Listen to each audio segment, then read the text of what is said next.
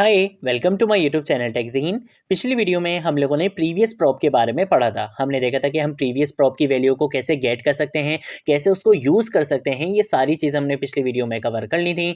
अगर आप लोगों ने अभी तक पिछली वीडियो नहीं देखी है तो काइंडली पिछली वीडियो को ज़रूर देख लेना। आज की वीडियो का जो हमारा टॉपिक है वो है स्टेट विद ऑब्जेक्ट। हम देखेंगे कि हम किसी ऑब्जेक्ट को किसी स्टेट के अंदर कैसे स्टोर करवा सकते हैं।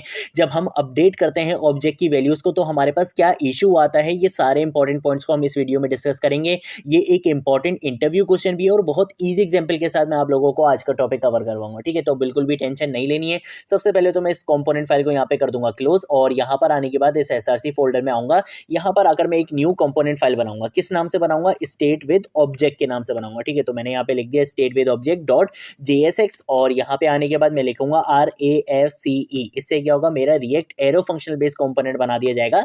एक्सपोर्ट स्टेटमेंट के साथ कोई एक्स्ट्रा डिव यूज नहीं करना, इसलिए मैं यहाँ पे रिएक्ट फ्रेगमेंट का कॉन्सेप्ट यूज करूंगा। यहाँ पर आकर क्या करूंगा, एक H2 का टैग लगाऊंगा और यहाँ पर आकर मैं लिख दूंगा state with object in React JS. ठीक है, तो हम यहाँ पे लिख देंगे state with object in React JS. Control S से कर लूंगा सेव। यहाँ पर मैं इसको एक्सपोर्ट करा चुका हूँ। इसका मतलब है इसको किसी भी कंपोनेंट में मैं इजीली इंपोर्ट करा सकता हूँ। तो मैं यहाँ पे app.js में आऊंगा। इस H1 टैग के बाद मैं अपने इस कंपोनेंट को कॉल करवा लूंगा। ठीक है, तो स्टेट विद ऑब्जेक्ट जैसे एंटर प्रेस करूंगा तो देखो यहाँ पे इंपोर्ट भी हो चुका है और इसको मैंने यहाँ पर कॉल भी करवा लिया है। कंट्रोल एस से कर लूंगा सेव। टर्मिनल में आऊंगा और यहाँ पर आकर npm स्टार्ट की कमांड से अपने प्रोजेक्ट को रन कर दूंगा। तो देखो यहाँ पर मेरे पास आ रहा है this is my app.js file जो मेरे ऐप कंपोनेंट से आ रहा है और यहाँ पे मेरे पास आ रहा है state with object in React JS जो मेरे स्टेट विद ऑब्जेक्ट वाले कंपोनेंट से आ रहा है। ठीक है, अगर आप लोगों ने अभी तक इस रिएक्ट की प्लेलिस्ट को एक्सेस नहीं करा है तो भाई जल्दी से इस प्लेलिस्ट को एक्सेस कर लो, ज़्यादा से ज़्यादा शेयर करो और सबको बताओ कि यहाँ पर आपको रिएक्ट जेएस स्टार्टिंग से लेकर एंड तक सिखाई जा रही है। ठीक है, तो अब हम क्या करेंगे, हम आ जाएंगे यहाँ पर अपने इस कंपोनेंट में और यहाँ पर आकर सबसे पहले तो मैं एक स्टेट बनाना चाहता हूँ। ठीक है, तो स्टेट कैसे बनाते हैं, हम यहाँ पे आगे लिख देंगे कॉन्स्ट और उसके बाद मैं यहाँ पे लिख दूंगा फॉर एग्जाम्पल हम यहाँ पे लिख देते हैं इन्फो के नाम से मैं क्या करूंगा, स्टेट बनाऊंगा। ठीक है, और यहाँ पे आगे फंक्शन का नाम मैं रख दूंगा सेट डेटा नहीं बल्कि सेट इन्फो रख दूंगा। ठीक है, और यहाँ पर अगर मैं बोलूंगा कि भाई कौन सा हुक यूज करना है स्टेट को इंप्लीमेंट करने के लिए, यूज स्टेट का हुक यूज करते हैं, तो मैंने यहाँ पे बोल दिया यूज स्टेट हुक।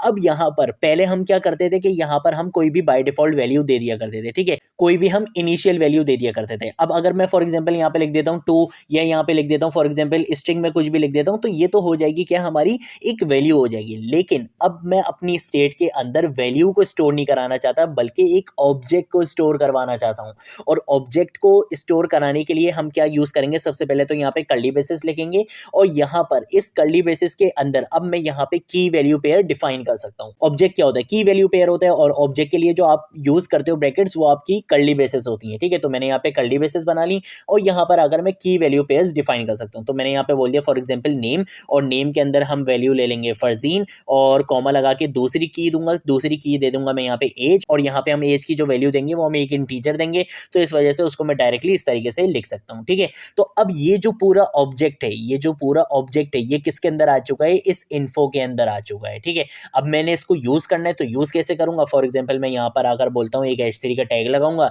यहाँ पर आकर बोलता हूँ नेम। ठीक है, और यहाँ पे कर्ली ब्रेसेस यूज करूंगा, यहाँ पर आकर मैं बोलूंगा कि भाई ये जो पूरा ऑब्जेक्ट है ये किसके अंदर स्टोर हुआ है, इस इन्फो वाली स्टेट के अंदर। तो सबसे पहले तो मैं यहाँ पे लिख दूंगा इन्फो। अब इन्फो में क्या है, एक ऑब्जेक्ट है, ऑब्जेक्ट के अंदर क्या होते हैं, की वैल्यू पेयर्स होते हैं।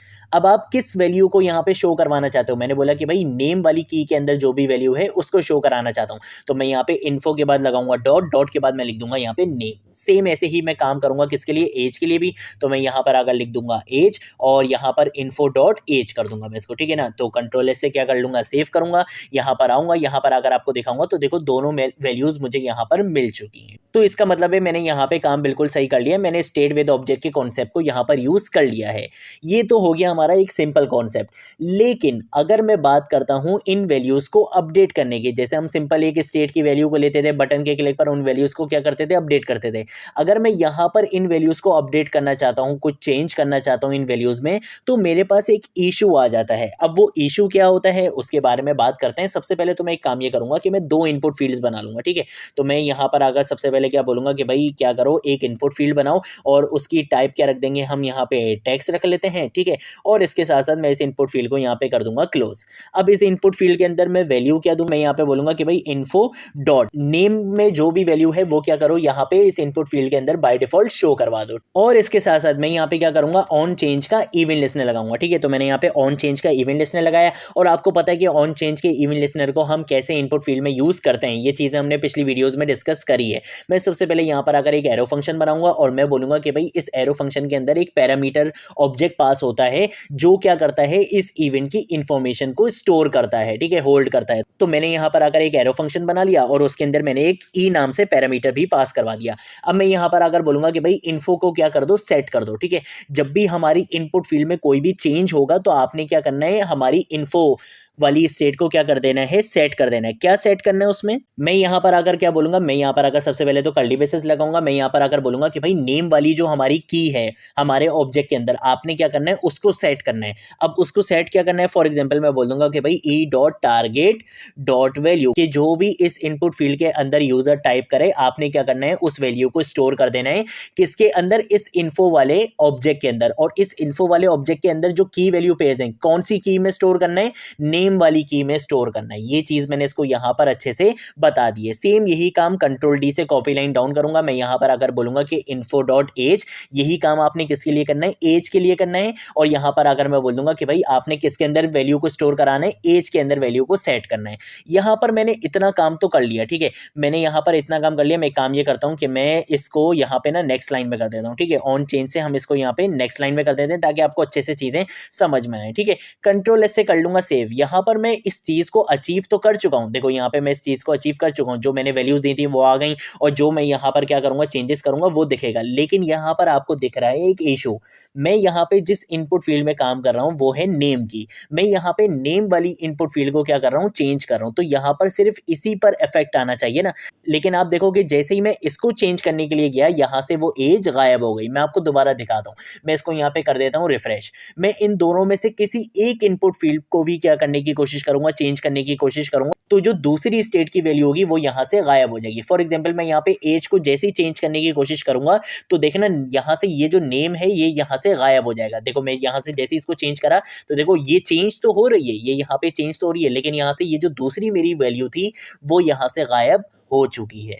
तो अब इस चीज को आप कैसे सॉल्व करते हो, यही हमारा एक इंटरव्यू क्वेश्चन भी है जो अक्सर इंटरव्यूज में पूछा जाता है और इसको आपको पता होना चाहिए कि इसको आप कैसे सॉल्व कर सकते हो। अब इसको सॉल्व करने के दो तरीके हैं, एक है रिकमेंडेड तरीका और एक है नॉट रिकमेंडेड तरीका। पहले मैं आपको नॉट रिकमेंडेड बताता हूं कि भाई जुगाड़ू काम आप कैसे कर सकते हो। फॉर एग्जांपल भाई आपने यहां पर आना है इस नेम वाली इनपुट फील्ड में और यहां पर आने के बाद इस नेम से पहले जहां पर आप इसको सेट कर रहे हो ना, इस नेम से पहले आपने लगाना है कॉमा और इस कॉमा से पहले आपने काम क्या करना है, आपने यहां पर आकर उसका नाम बताना है जिसको आपने चेंज नहीं करना है। जैसे जब नेम चेंज हो रहा हो तो मैं चाहता हूं कि एज वाली चीज पे कोई भी चेंज ना हो, तो मैं यहां पर आकर क्या लिखूंगा, मैं यहां पर आकर लिखूंगा एज वाली की और यहां पर अगर मैं बोलूंगा इन्फो डॉट एज कि भाई उस ऑब्जेक्ट के अंदर जो भी एज की वैल्यू थी वो ही रहनी चाहिए और नेम में आपने क्या करना है, उस वैल्यू को चेंज कर देना है। सेम यही काम मैं यहाँ पे एज वाली इनपुट फील्ड में आके किसके लिए करूंगा, नेम के लिए करूंगा। मैं बोलूंगा कि भाई नेम वाली जो की है आपने उसको क्या सेट रखना है,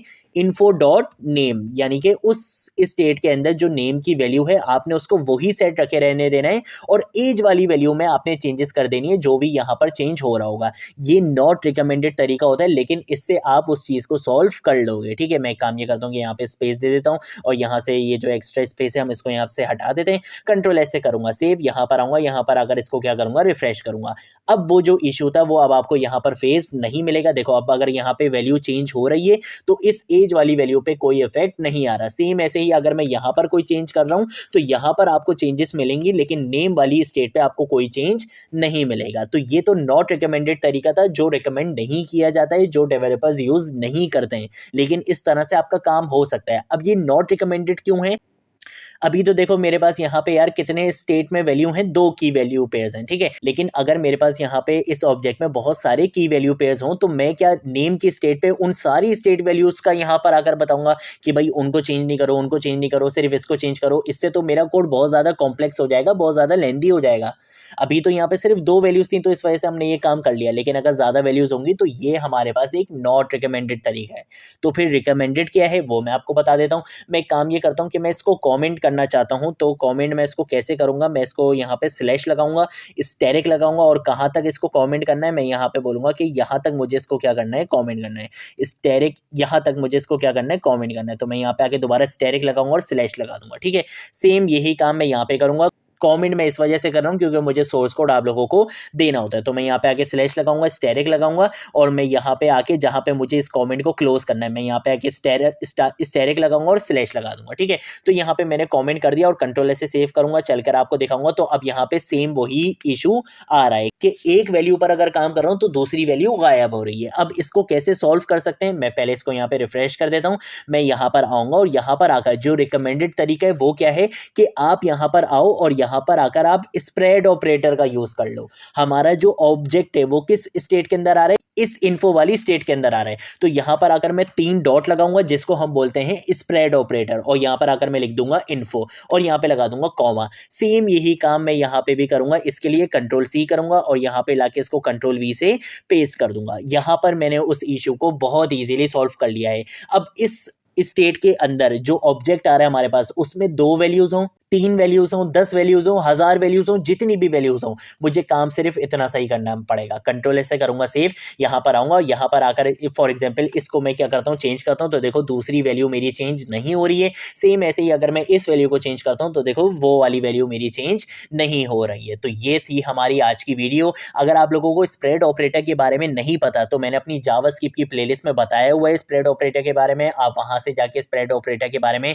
अच्छे से स्टडी कर सकते हो। ये रही मेरी जावास्क्रिप्ट की प्लेलिस्ट, आप इस प्लेलिस्ट को एक्सेस कर सकते हो। यहाँ पर मैंने आपको सारे कॉन्सेप्ट्स को एक सेपरेट वीडियो में डिस्कस किया है। ठीक है, सारे कॉन्सेप्ट्स को एक सेपरेट वीडियो में मैंने समझाया, तो यहाँ से आप उस टॉपिक को जाके पढ़ सकते हो। ठीक है, मैं एक फ्लो बता देता हूँ कि यहाँ पे ये कैसे काम कर रहा है। मैंने बोला कि भाई मुझे यहाँ पे अलग अलग से जो है वो वैल्यूज नहीं लिखनी पड़े कि भाई इसको चेंज नहीं करो, इसको चेंज नहीं करो। मैं यहाँ पे आके बोलूंगा स्प्रेड ऑपरेटर का यूज करूंगा। मैं बोलूंगा कि भाई इसको क्या करो, स्प्रेड कर दो। स्प्रेड करने का मतलब ये है कि इस ऑब्जेक्ट के अंदर, यहाँ पे इस इन्फो के अंदर क्या है, ये पूरा ऑब्जेक्ट है। मैंने बोला कि भाई इस इन्फो और वाले ऑब्जेक्ट को पूरा यहाँ पे क्या कर दो, स्प्रेड कर दो, यानी कि ओपन कर दो।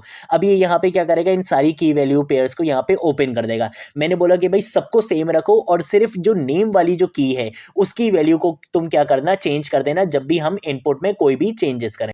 तो सिर्फ तुम क्या करना, नेम वाली की वैल्यू को क्या करना, चेंज करना। बाकी इसके अंदर जितनी भी वैल्यूज हैं उनको तुम एज इट इज यहाँ पे लिख लेना, उनको कोई भी चेंज नहीं करना। तो ये हमारा स्प्रेड ऑपरेटर को जिस तरह से यहाँ पे काम कर रहा है। ठीक है, तो ये थी हमारी आज की वीडियो। अगर कोई चीज नहीं समझ आए नीचे कॉमेंट सेक्शन में पूछ लेना, सोशल मीडिया अकाउंट्स में पूछ लेना, मैं जरूर आप लोगों को रिस्पॉन्ड करूंगा। अब हम मिलेंगे नेक्स्ट वीडियो में नेक्स्ट टॉपिक के साथ, तब तक के लिए बाय बाय।